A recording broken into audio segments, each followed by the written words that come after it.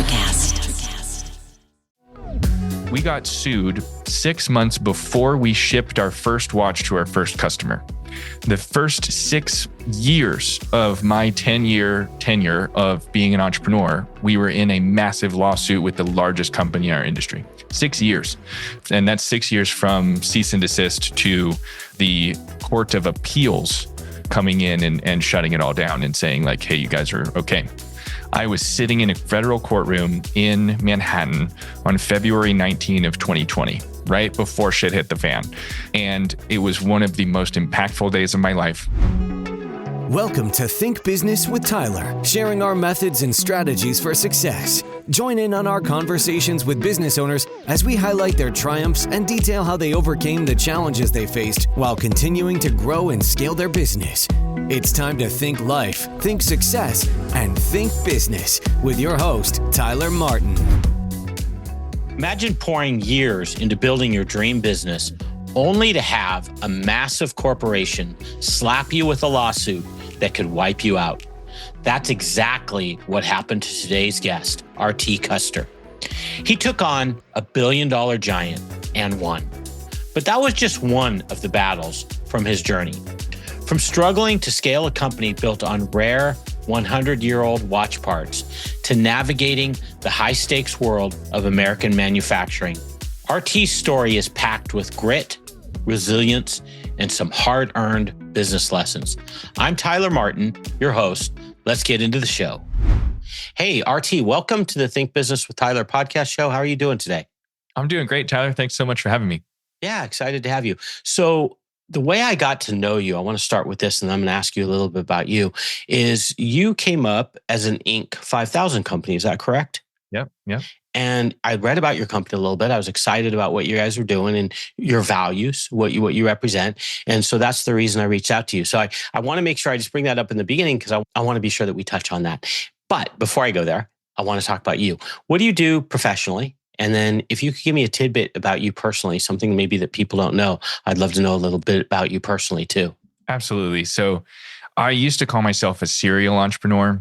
I was born to be an entrepreneur. I'm definitely a nature and nurture kind of, brought me here.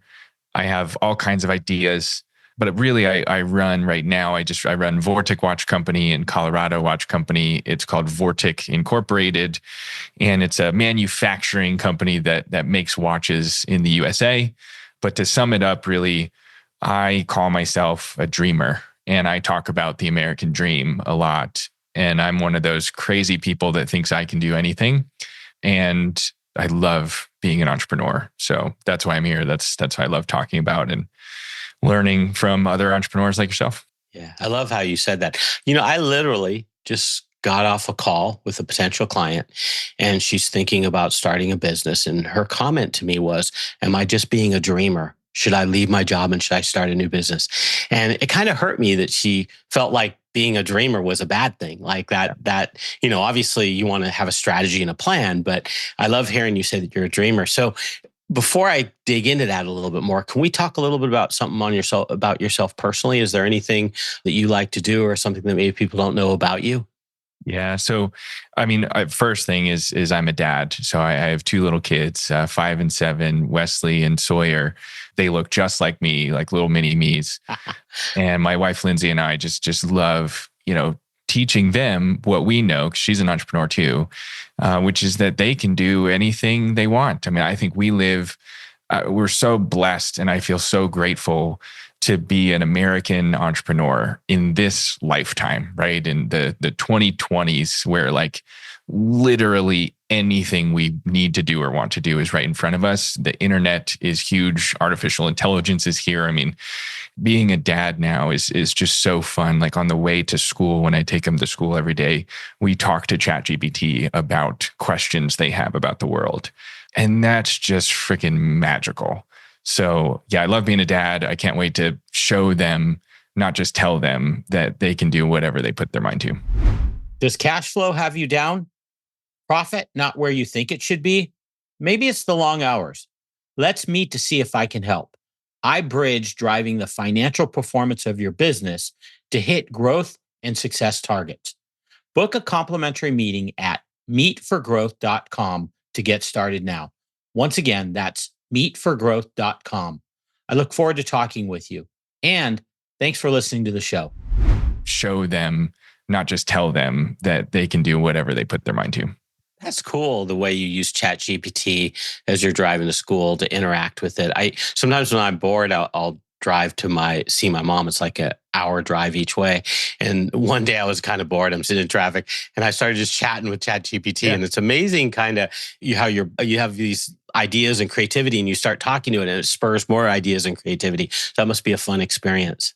Yeah, it's super fun. And one day last week, my wife was doing it. And when the kids were getting out of the car, on the iPhone, ChatGPT, like you can basically talk to it, like it's like it's a real person, like in the car on speakerphone almost. And it was listening as Lindsay's saying, like, okay, don't forget your backpack, and whatever, make sure you have your water bottles, and I'm gonna be out back at 3:00 to pick you up, and all this stuff. And when the car door closed, it made that little sound that ChatGPT's thinking, and then it started talking to her, and it said, "You're doing such a great job, Mom. It sounds like it's a busy day."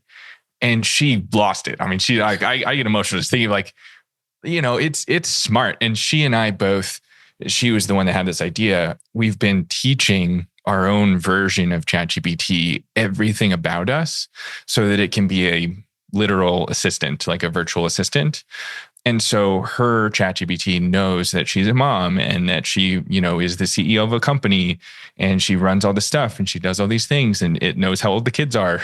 And so It has enough context to know that it should say things like that because she says things like that. And she's an entrepreneur in the online coaching space and she works with moms mostly. And so that's its job, is to support her just like she supports other moms. And it was just beautiful, and she made a reel about it and talked about how freaking cool it is. And of course you can take the other side of just now this artificial intelligence knows everything about us, but it does already. It's listening all the time. So we might as well. That privacy part kind of went away a long time ago. Unless we lost that somewhere. Yeah, unless you're living in a cave with no electricity or anything. Right. Yeah, okay, I got it. So what about on the entrepreneur side? Like you said, at what point did it click that you're an entrepreneur or you wanted to go down this path? Because, it sounds like you have a young family. There's obviously risk when you go down the path of your entrepreneurial journey, you start a business, whatever. So where did this all come and how does it it feel so natural for you? Yeah. So I grew up on a Christmas tree farm in Reading, Pennsylvania. Wow. I was a 4th generation farmer. My great grandfather started the farm back then in 1941, DeLong Christmas tree farm just outside of Reading. The Christmas tree farm was basically a side hustle for my family for most of life. I mean, we had about 40 acres, but that wasn't enough to produce enough income for the whole family to live. And so my parents both had full-time jobs. They worked for big advertising agencies and then in advertising for big companies for their whole careers. And so it was just shown to me from an early age that when you get home from your day job, you work on the farm. And so especially my dad, I mean, he worked 90 minutes away from where we lived. And so he had 90-minute drive each way. And then when he got home for about an hour before it got dark, he was out mowing the grass on the tree farm. And so being a hard worker was just, and I was an only child, right? And so this is everything I knew and saw. I lived right down the street from my grandparents. They lived on the farm too. My grandfather was one of the hardest workers I've ever met. He was out mowing the grass even when he was 93, 94, running the tree farm still with my dad. And so that was just shown to me my whole life. When I went to college, I studied engineering at Penn State. Industrial engineering specifically. I thought I wanted to go into logistics or something, and I ended up doing that. And I got a great job with Walmart right out of school. But during college, I got recruited for College Works Painting, which is one of those multi-level marketing companies that does house painting. At the time, I was 19. I was a freshman in school. I had no idea what a multi-level marketing company is. I had no idea what direct sales were. I had no idea I was at the bottom of this pyramid. But I crushed it. I loved it. I mean, I was so good at going door to door and telling people hey, I've never touched a paintbrush in my life, but I'm going to paint your house this summer. For some reason, that worked for me. And I was really good at it. And I made really good money as a freshman. I moved up the ladder and I recruited for that program my second year. And I just got the bug, and I was already like a part-time entrepreneur helping my parents run the farm for my whole life. So I knew what it was like to be a hard worker and be an entrepreneur already, but they didn't really talk about entrepreneurship. It was never really like, you're going to start your own business. It was just like, we just own our own tree farm. That's just what life is. But that taste of like, I ran my own painting company for 2 summers when I was still a kid, 19 and 20 years old. And I made 6 figures as a 19 and 20-year-old in 3 months. And I built a team and I painted hundreds of homes in my area. And I was number 3 in the country and number 1 in the state in this program with thousands of college kids in it painting people's houses. I was just like hooked and that's how they get you. Like they gamify everything. There's a leaderboard. I was like, and again, at the time, I had no idea where this game was taking me. Right. But I was totally hooked and it was so much fun. And I learned so much. I mean, that was like a crash course in, running a P&L basically by building this business. And I still to this day, like, I feel like everyone should have to work in a restaurant, should have to do some sort of manual labor, and should have to do door-to-door sales, at least for like a week or a month each, because I did all those things as a young person. And I don't want to do them again, any of them. But now running a business, I'm not afraid of anything. So many doors slammed in my face. So now when somebody says no, when I'm trying to sell a watch to somebody, like, okay, cool. I think back to my boss at the time. He said, every no gets you one step closer to the next yes. Just go knock on another door. And that's eat into me from when I was 19. And I just know all that to be true in my heart from my own personal experience. Yeah. So to answer your question, learned experience. I just, from that point on, after that experience of selling paint jobs for a couple summers, I was just like, I'm going to still get this engineering degree, but maybe I should be an entrepreneur. Yeah. You explained a lot. I was about to ask you, how do you, as a 19-year-old, go out and get all these paint jobs so you can make $100,000? And then you said, well, one of the things everyone should do is have to knock on doors. It sounds like you were doing like a lot of door knocking. I mean, that's scary. I mean, that's scary. Like, especially at 19, I would think. How did was it just school of hard knocks? You just kind of figured it out as you went? Or how did you put together kind of the pitch and then I guess the delivery? Was it just learning for 3 months as you went?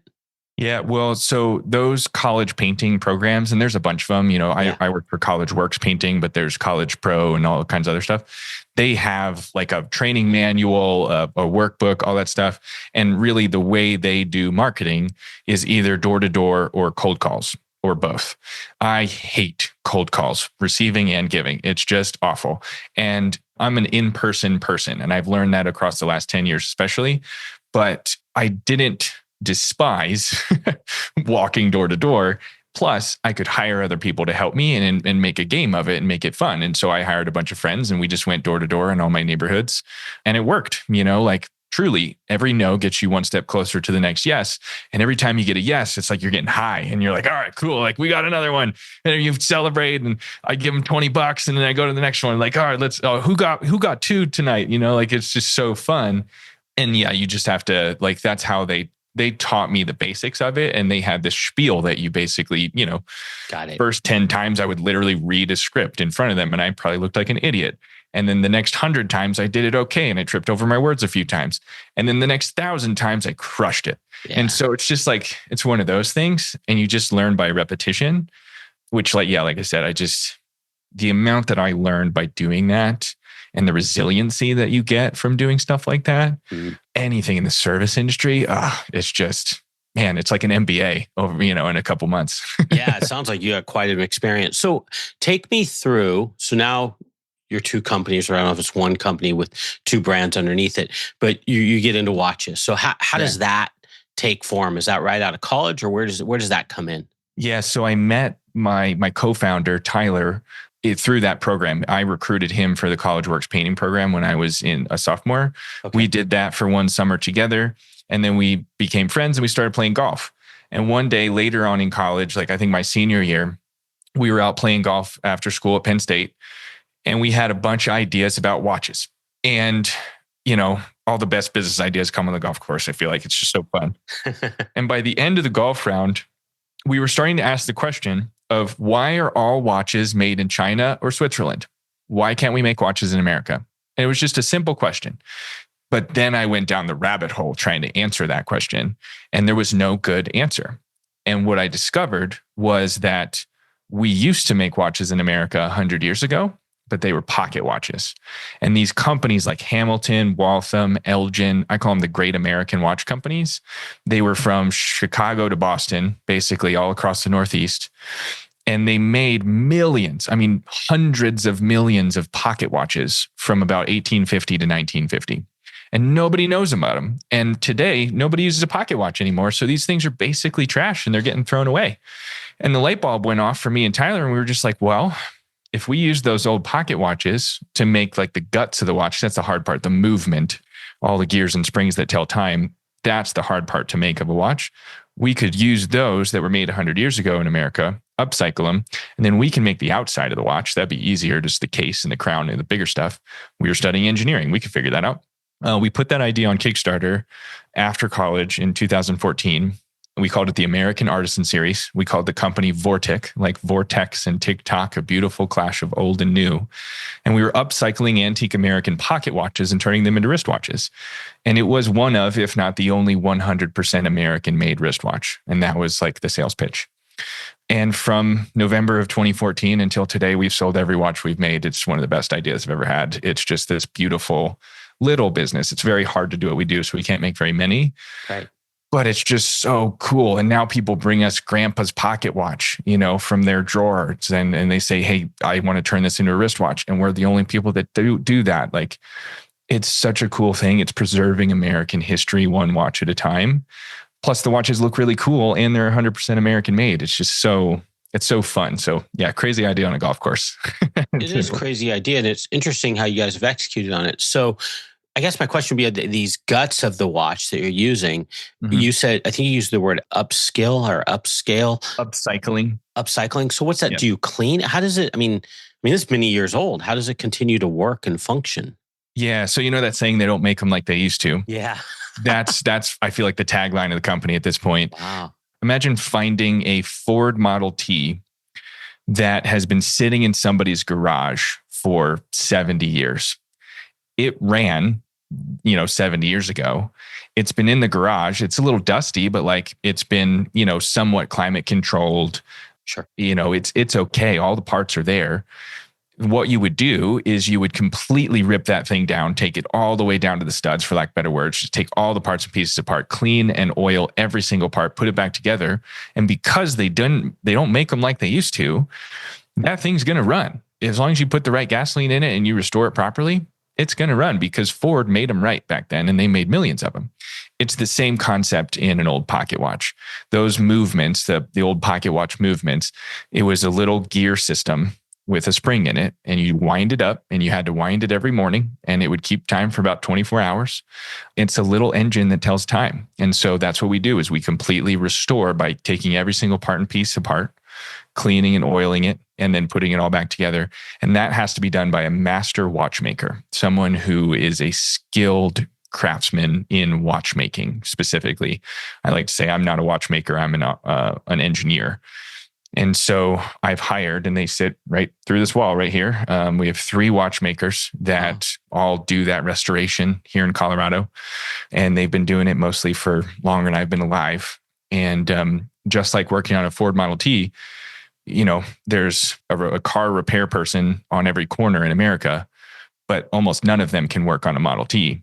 You have to find the one that has access to the parts and that's done it before and that loves working on old things.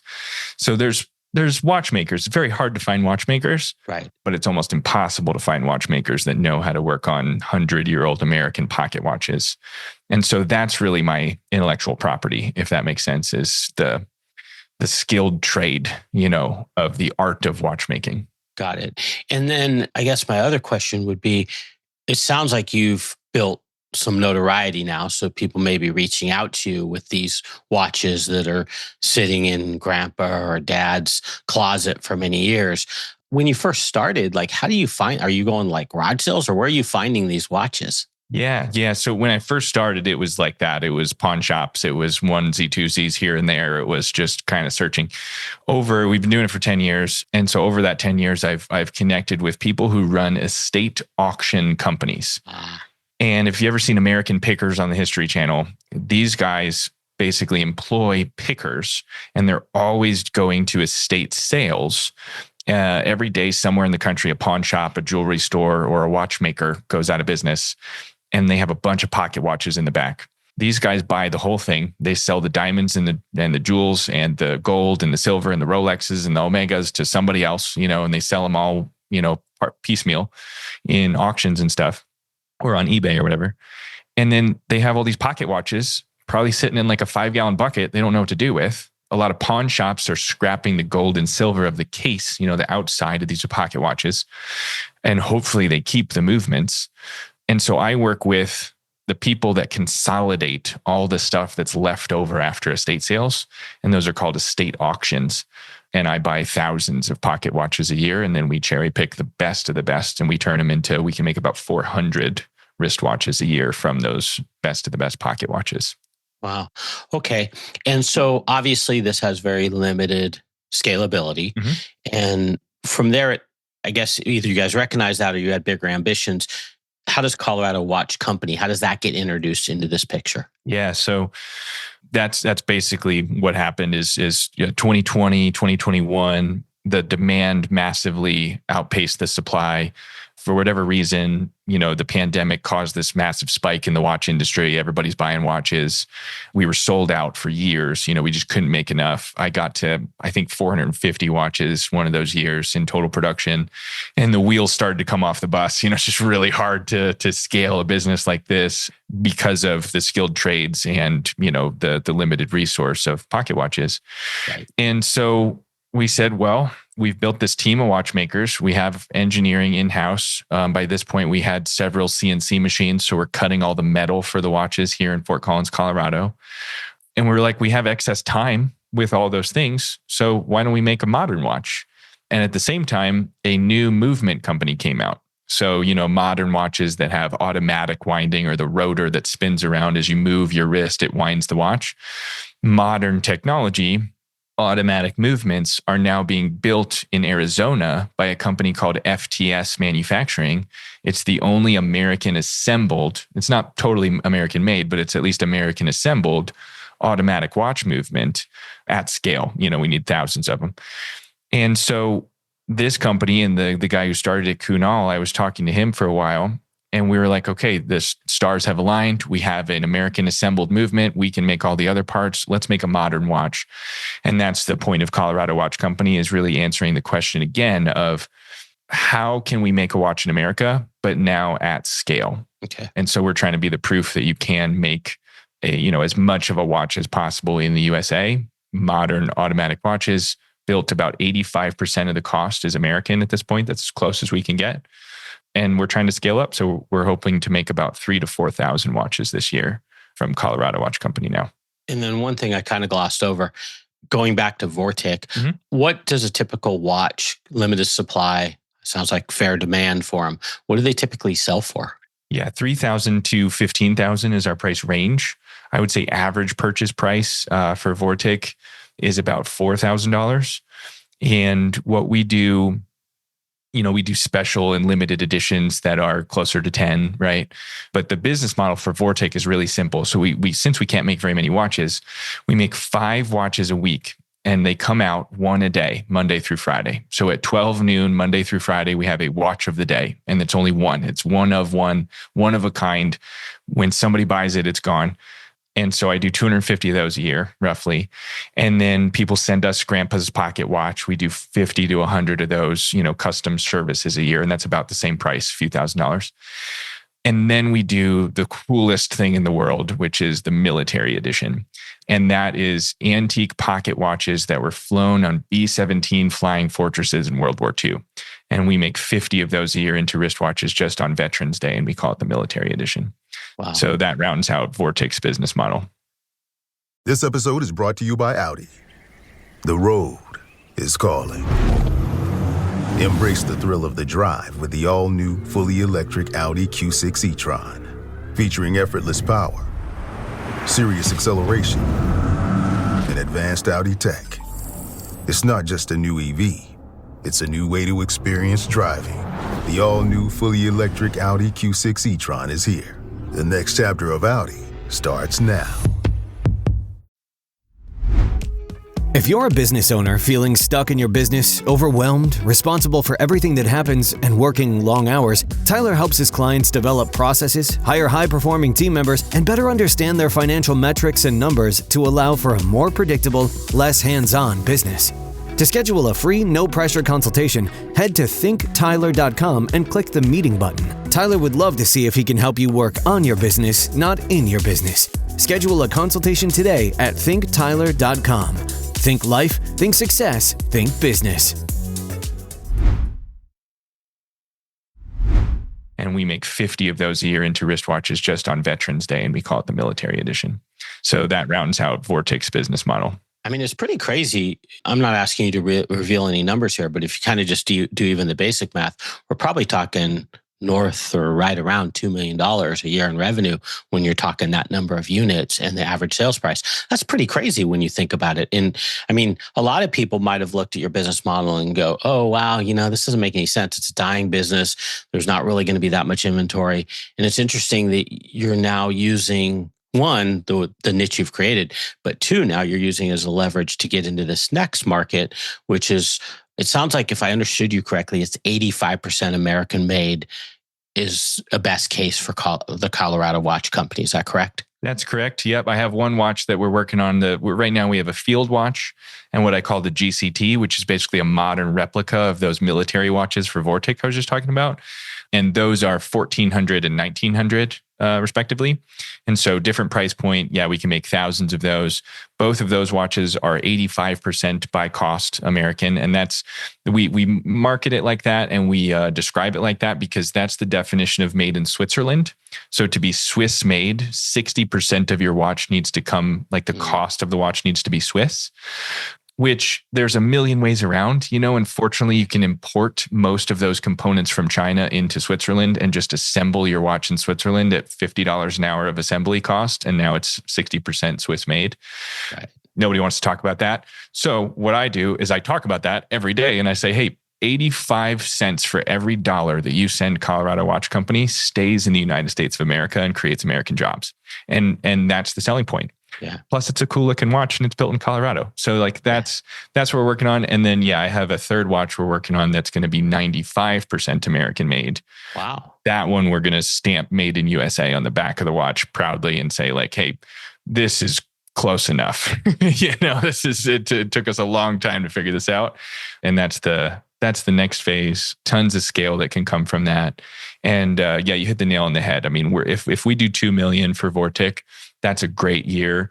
And I said to my friends the other day, I was just like, I mean, this is the American dream. Like, I built a business that makes 7 figures a year, that's profitable, that I could run making all the parts in this building. I own the building. We have the machines. I could have maybe 3 or 4 people that manage the whole business. And I could just sit here and do this all day and sell all the watches because we only make 400 a year. I could go door to door in the city of Denver and sell 400 watches a year. It's such a cool thing. And I'm so grateful. It took us 10 years to figure that out. And it took me 10 years to realize that wasn't enough for me. But that's really the bottom line is, even though that is the dream, that's not enough for me. I want hundreds of employees. I want tens of, if not hundreds of millions of dollars. And I want that because my dream is bigger. And that's why I say I'm a dreamer, because gosh, I just think it'd be so cool to create that many American jobs. And selfishly, these people that I have in this building, like, they're my friends. Like, it's so cool to create this kind of opportunity. And one of my mentors at one point, he said, you've made it when your employees start coming to you and ask for W-2s so they can go buy a home. When the cars in your parking lot become newer and nicer, because now your employees are trusting in you and your business to provide for them. That's the other layer and the next step of the American dream that people don't really talk about. And that's what I want. And I think it's so cool that that's starting to happen. And I'm just so grateful that I get the opportunity to make it happen. So I'm glad you went into all that extra detail, because this is kind of where I wanted to take the conversation, and I want to get a little deeper into it. So first, in terms of being made in America, why is that like so important, like to you in particular? Is that, and does that bleed into your core? I'm assuming that it bleeds into your core values of a company. Like you guys, that's really like what you think, probably your meetings and what you're all about. Is that fair to say? And why is it so important? Yeah. So first, I grew up on a farm, and my great grandfather was an entrepreneur, and and he was the true definition of American dream, right? Like his family came over from Europe and they built a life here, and that was a Christmas tree farm, and that's a beautiful thing. And I was just I grew up around that. My last name is Custer, and I'm related to General Custer, and so my dad taught me how we're related, we're like a seventh cousin or something like that. He has this huge collection of books on General Custer. Both my grandparents served in World War II. And so I have an immense respect for the US military for all of those reasons. And I have a fascination with history. Clearly, that's, the pocket watch thing. Like I just love the history side of it.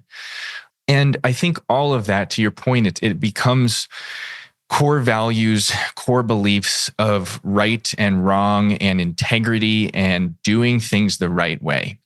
And initially, when I'm taking an American pocket watch that was 100% made in Chicago 100 years ago, if I put that in a made in China case and sold it for $800 and just said like, here you go, pocket watch turned into wristwatch, Grandpa's watch is in this thing that I just bought from eBay. That's not the right way to do it. It's just like you have to, the people that made that pocket watch 100 years ago are turning in their graves. It's just, to me, it's like, let's do it the right way.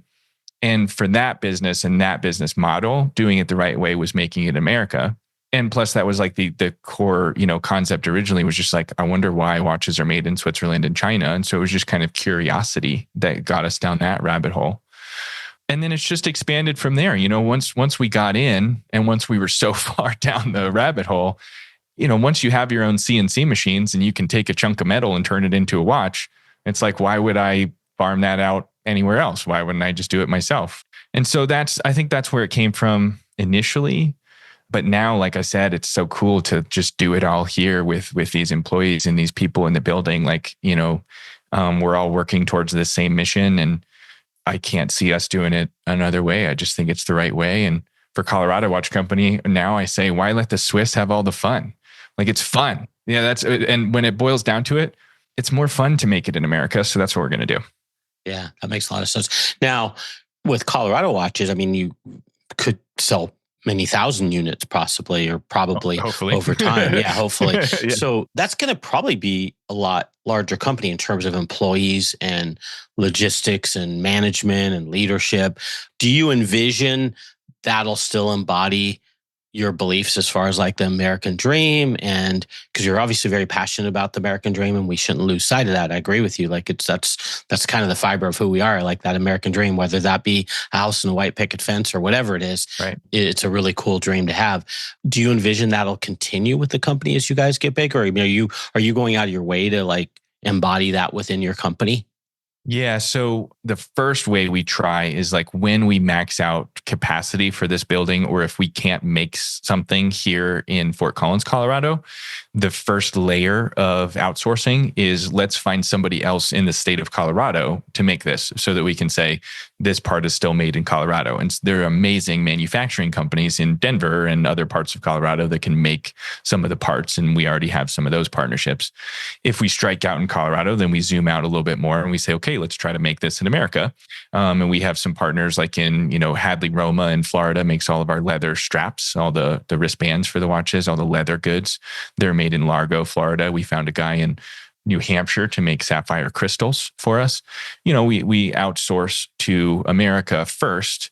And then there are some things that just can't get made in USA. And so we have to outsource those to, the specialists, like the hands for a watch. For instance, there's only 3 factories in the world that make hands, and most of them are in Asia. And so that's just like those three hands that you see going around the face of a watch, whether it's a Swiss watch, an American watch, a Chinese watch, probably made in Asia, those hands. And for whatever reason, that's just the way it is. And so, yeah, to answer your question, when we get to that point, I will, as long as I'm still in charge, that's the logic flow that we do when we need to outsource things for growth. And when we really grow, I think it's very hard. I've done a ton of research and talked to a bunch of friends who run big watch companies. It's very hard to scale one watch brand to more than about 100 million a year. Mm. And that's why if you look at the watch industry, you have the Swatch Group and LVMH and the Richemont Group, and all, like, there's these massive conglomerates, billions and billions of dollars, that own 20, 30, like the Swatch Group, I think, has 36 watch companies or watch brands that they own. And they are basically a manufacturing backbone for all of their brands. And that's how they scale. And they have a couple brands, like Swatch owns Omega, and Omega obviously is a multi-billion-dollar company. But most of the brands are tens of, if not a couple $100 million a year. And so long term, that's what I plan to do is we'll take Colorado Watch Company as far as we can. Whenever we hit a roadblock there, we'll say, okay, that's good. Kind of like Vortic. It's like, okay, yeah, 2 million. Great. Maybe the roadblock at Colorado is 50, 75 million a year. Who knows? Whatever that is, it's like, okay, great. It's a great company. Let's do it again. Let's build another one. Or what the Swatch Group did was, just like me, I have all this manufacturing infrastructure.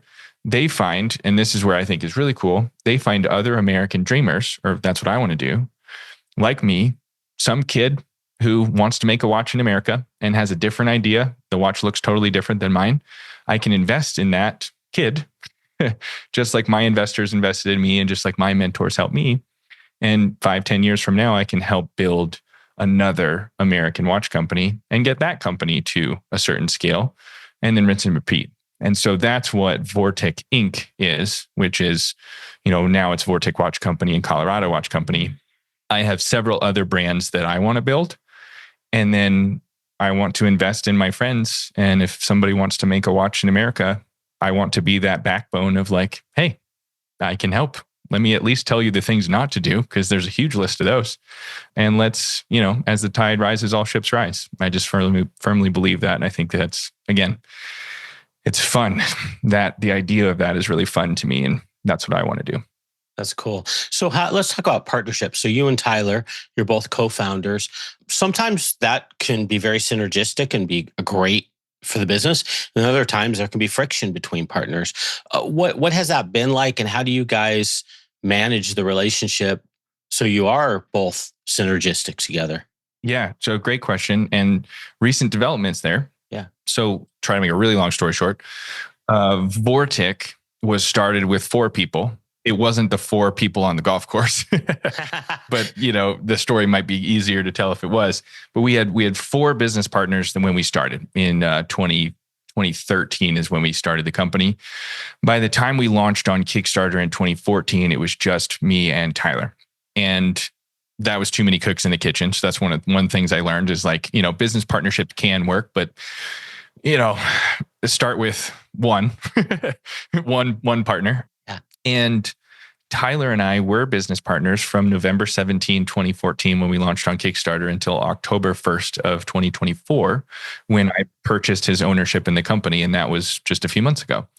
And at some point about a year ago, Tyler came to me and he was just like, man, I love like what we've been doing, but all this like talk about scaling the company and going to that next level is stressful for me. And I think I want to do something else. And I'd like to move back to Pennsylvania, see my family a little bit more, and just do something else with my life. And that was a difficult, but obviously necessary conversation that he and I had that took, 6 months to kind of come to fruition. And I had to go find some investors and partners to help acquire his share of the company and support me while I went and found replacements. I'm doing air quotes for replacements because, he was a co-founder. It's almost impossible to replace somebody like that, but at least replace his skill set.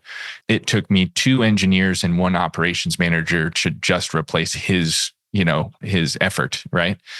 Yeah. And 6 months, and we're still, there's still things we're finding like, oh yeah, Sure. Tyler was doing that. Well, I guess we have to. who wants to take this on their job description? But yeah, to answer your question, like business partnerships are hard. To me, it's like a marriage. I got divorced in my business partnership last year. He and I still talk fairly frequently. He still is. I'm hopeful, like hoping that we do well, but he's no longer involved in day-to-day operations of the company and doesn't have a share of the company anymore.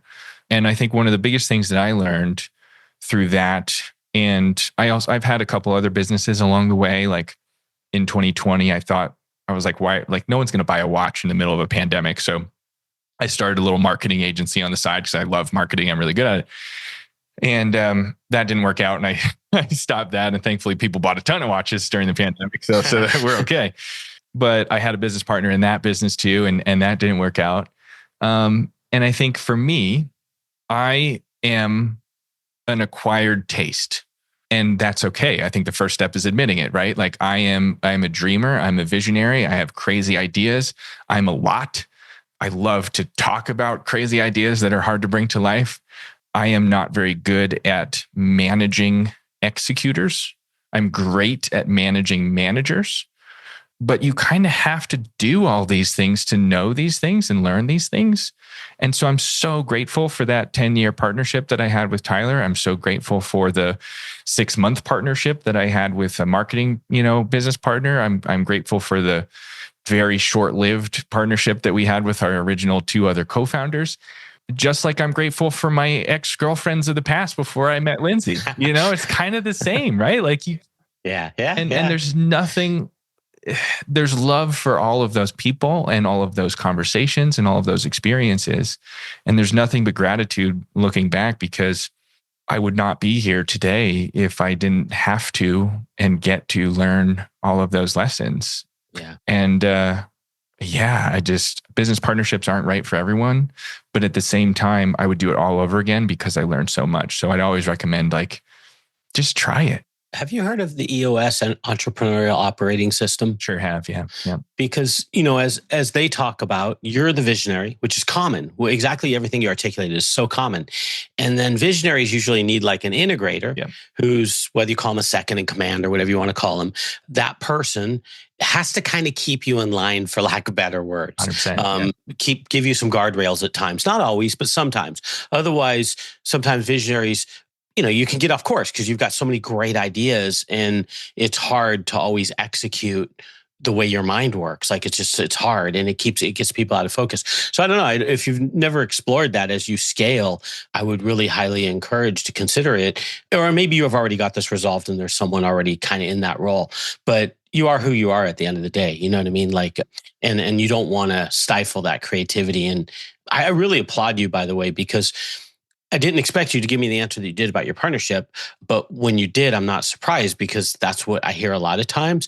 And I like the way you articulated is there was a learning experience. It sounds like you guys are still interactive. I'm sure it's hard when you have that divorce. Of course, it's just normal. You built a baby, you guys, up to something, and it's just hard. All of a sudden, even if you sell it, you have sometimes those emotional feelings. So it's cool. I really respect you for going down that path. I want to take one more. How are we doing on time? Man, we're top of hour. I've got a couple more things and I just want to wrap up. You had one other thing hit you. You had a big lawsuit hit you I don't know about a big lawsuit, but a large company sued you. How did that play out? And did that alter any of your plans? Or is it like, hey, we knew we were right and we're just going to fight it and we'll win it? Yeah. So it's a long story, but the full story is the lawsuit's called Hamilton v. Vortic. Okay. Technically, it was the Swatch Group that sued me.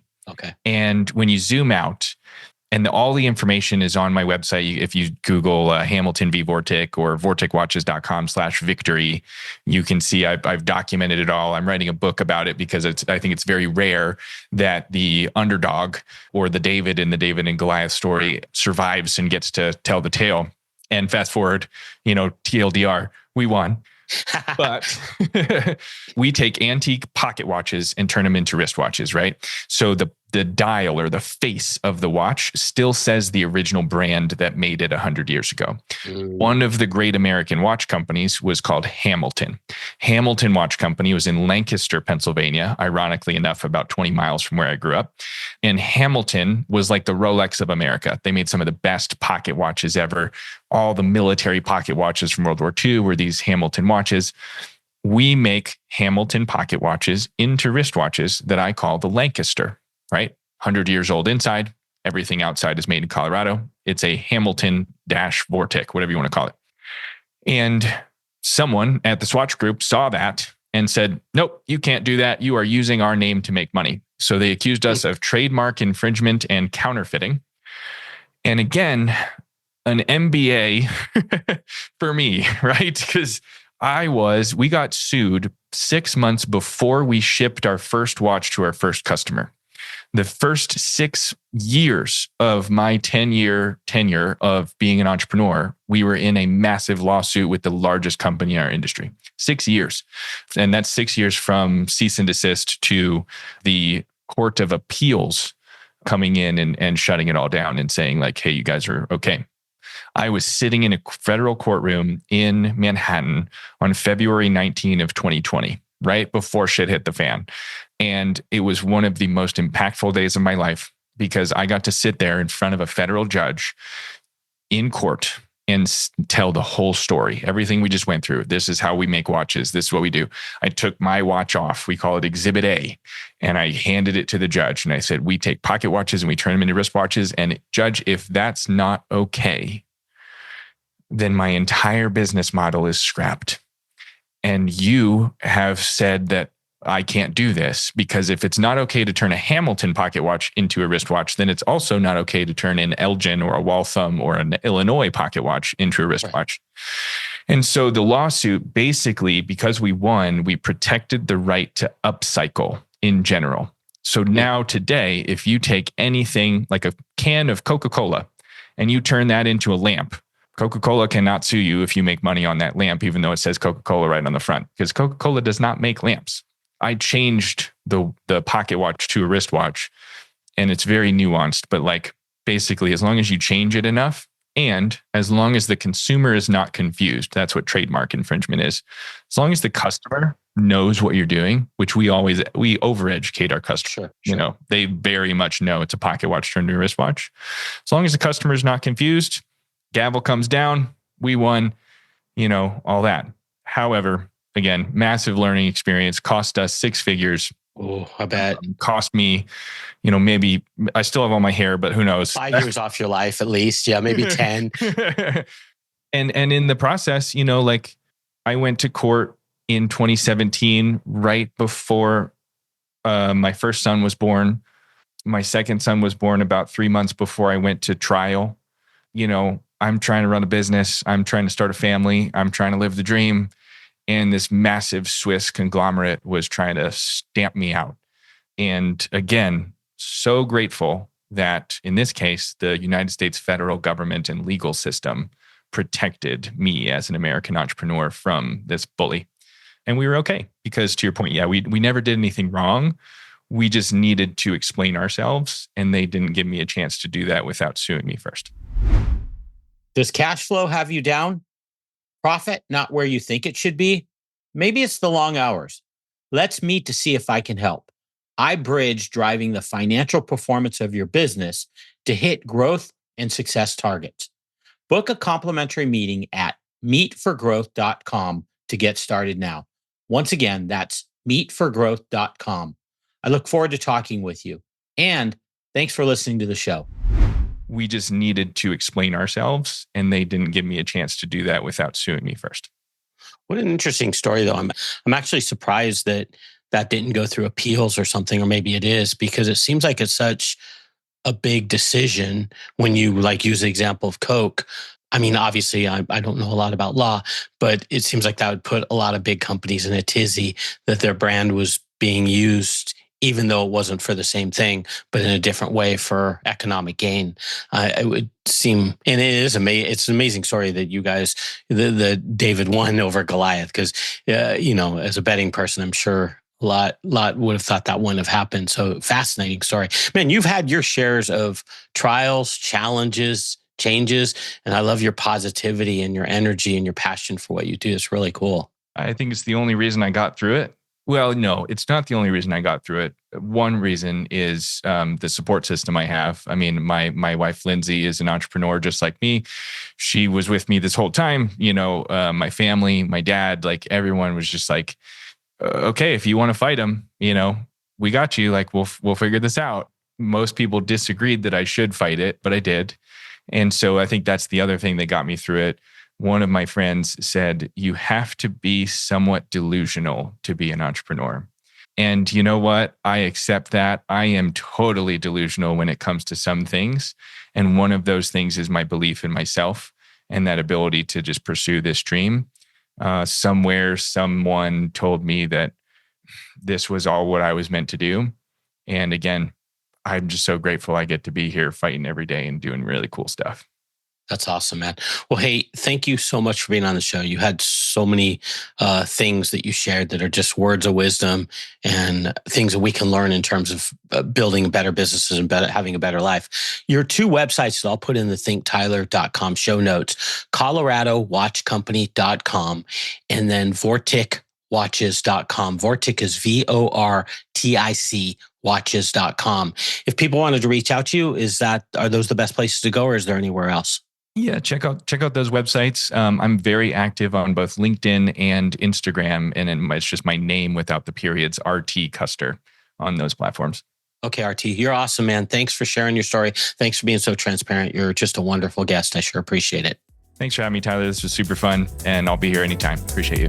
That's all for this episode of Think Business with Tyler. But we have plenty more resources to help you in your pursuit of business excellence on our website at thinktyler.com. If you'd like to be featured in a future episode of the show, feel free to reach out to us on social media at think_Tyler. We look forward to helping you think life, think success, and think business.